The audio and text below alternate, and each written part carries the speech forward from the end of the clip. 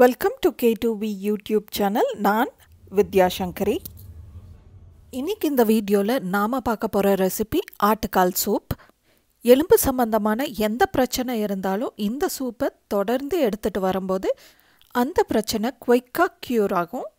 So இந்த ஆட்டுக்கால் soup எலும்புகளுக்கு ரொம்பவுமே நல்லது. இந்த மாதிரி சிம்பிளான யூஸ்ஃபுல்லான ரெசிபீஸை தொடர்ந்து நீங்கள் பார்க்கணுன்னா நம்ம K2V யூடியூப் சேனலை மறக்காமல் சப்ஸ்கிரைப் பண்ணிடுங்க. இந்த ரெசிபியை உங்கள் ஃப்ரெண்ட்ஸ் அண்ட் ரிலேட்டிவ்ஸோடு ஷேர் பண்ணுங்கள். கூடவே எனக்கு எனர்ஜி தர மாதிரி ஒரு தம்ஸ் அப்யூ கொடுத்துருங்க. வாங்க இப்போது ஆட்டுக்கால் சூப் எப்படி பண்ணுறதுன்னு பார்த்துடலாம். ஆட்டுக்காலை வெட்டி எடுத்து தீயில கருக்கி இந்த மாதிரி கருகருன்னு தான் இருக்கும் கடைகளில். இது நாம் வாங்கும்போதே அவங்கக்கிட்ட கொஞ்சம் க்ளீன் பண்ணி வெட்டிடுங்கன்னு சொல்லி வாங்கணும். ஒரு 2 நிமிஷம் ஊற வச்சு ஸ்க்ரப்பர் வச்சு தேய்ச்சி கழுவினா கால் நல்லா வெள்ளையாயிரும். கறிக்கின காலை அப்படியே வெட்டி போட்டு சூப் வச்சா சூப் அவ்வளோ டேஸ்ட்டாக இருக்காது. அதனால் நல்லா கழுவிட்டு அப்புறம் சின்ன சின்ன பிட்ஸாக போட்டு வாங்கிட்டு வந்துடலாம்.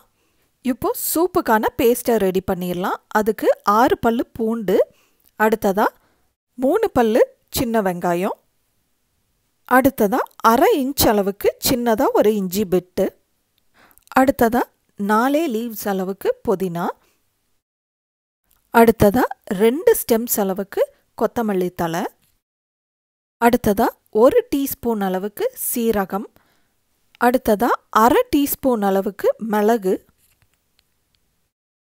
அடுத்ததாக 1/4 டீஸ்பூன் அளவுக்கு சோம்பு, அடுத்ததாக மீடியம் சைஸ் தக்காளியில் பாதி மட்டும் சேர்த்திக்கலாம். அடுத்ததாக ஒரு சின்ன காஞ்ச மிளகாய். இப்போது இது எல்லாத்தையும் மையாக அரைச்சி எடுத்துகிட்டு வந்துடலாம். ஸ்க்ரப்பர் வச்சு நல்லா தேய்ச்சி கழுவி வெட்டி வாங்கிட்டு வந்த ஆட்டுக்காலை திரும்ப ஒரு வாட்டி தண்ணியில் அலசி எடுத்துக்கலாம். இது ரொம்ப நேரம் அலசிட வேண்டாம். ஆட்டுக்காலோடைய சத்தே அதோட நடுவால் இருக்கிற ஜெல்லி டைப் கண்டென்ட் தான். காலை ரொம்ப அலசிட்டிங்கன்னா அந்த ஜெல்லி கண்டென்ட் கழுவுற தண்ணியில் போயிடும். அதனால் ரொம்ப அலசாமல் லைட்டாக அலசி விட்டு எடுத்துருங்க. இப்போது ஆட்டுக்காலை லைட்டாக அலசி குக்கரில் போட்டாச்சு. இப்போது நாம் அரைச்சி வச்ச சூப் பேஸ்ட்டை இதோட சேர்த்திடலாம். 2 ஆட்டுக்காலுக்கு 3 டம்ளர் அளவுக்கு சூப் தாராளமாக கிடைக்கும். அதாவது ஒரு பெரிய டம்ளர் ஒரு 200 ml அளவுக்கு 200 ml சூப் கிடைக்கும். ஸோ நான் 3 பெரிய டம்ளர் அளவுக்கு தண்ணியை சேர்த்திக்கிறேன். இப்போ இதை வேக வைக்கும்போது நம்மளுக்கு 2 டம்ளர் சூப் தான் கிடைக்கும். திரும்ப தண்ணி ஊற்றி இதை வேக வச்சு எடுக்கணும். 3 டம்ளர் தண்ணியோட 1/4 டீஸ்பூன் அளவுக்கு மஞ்சத்தூள் சேர்த்திக்கணும். இதோடவே 1 டீஸ்பூன் அளவுக்கு மல்லித்தூளையும் சேர்த்திக்கலாம். இது லிக்விட் ஃபுட்னால உப்பு அவ்வளோவா பிடிக்காது.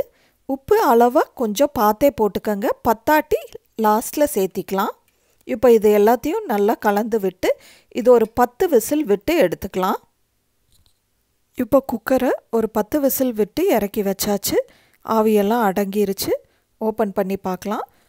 அந்த ஆட்டுக்காலில் இருக்கிற ஜெல்லியெல்லாம் வெளியில் வந்து மேலே நல்லா எண்ணெய் மாதிரி மிதந்துட்டுருக்கு. இந்த எண்ணெய் தான் இந்த ஆட்டுக்கால் சூப்போடைய சத்தே. இப்போது இந்த சூப்பை மட்டும் ஒரு குண்டால் வடித்து எடுத்துக்கலாம். கறி குக்கர்லேயே இருக்கட்டும். குண்டால் வடித்து எடுத்த சூப் வந்து ஒரு 2 டம்ளர் அளவுக்கு தான் இருக்கும். அதனால் இன்னொரு டம்ளர் தண்ணியை கறியோடு சேர்த்திக்கலாம். இப்போ இதை லிட் போட்டு மூடி இன்னொரு 5 விசில் விட்டு எடுத்துக்கலாம்.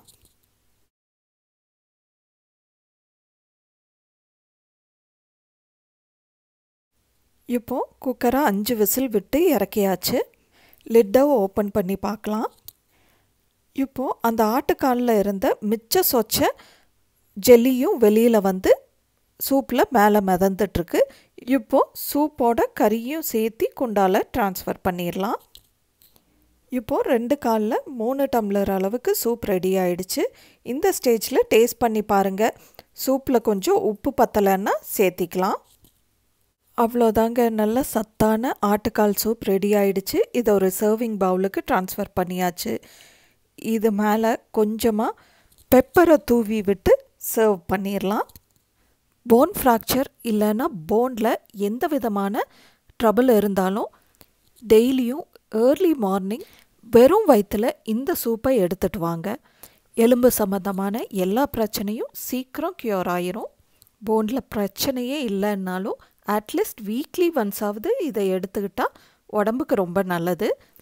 ஆட்டுக்கால் சூப் நல்லா பக்காவாக வந்திருக்கு. ஸோ இதே டைப்பில் நீங்களும் உங்கள் வீட்டில் ஆட்டுக்கால் சூப் ட்ரை பண்ணி பாருங்கள். இந்த ரெசிபி எப்படி இருந்ததுன்னு எனக்கு கமெண்ட் செஷனில் கமெண்ட் பண்ணுங்கள். By the way, do not forget to subscribe, like and share K2V YouTube channel. Bye.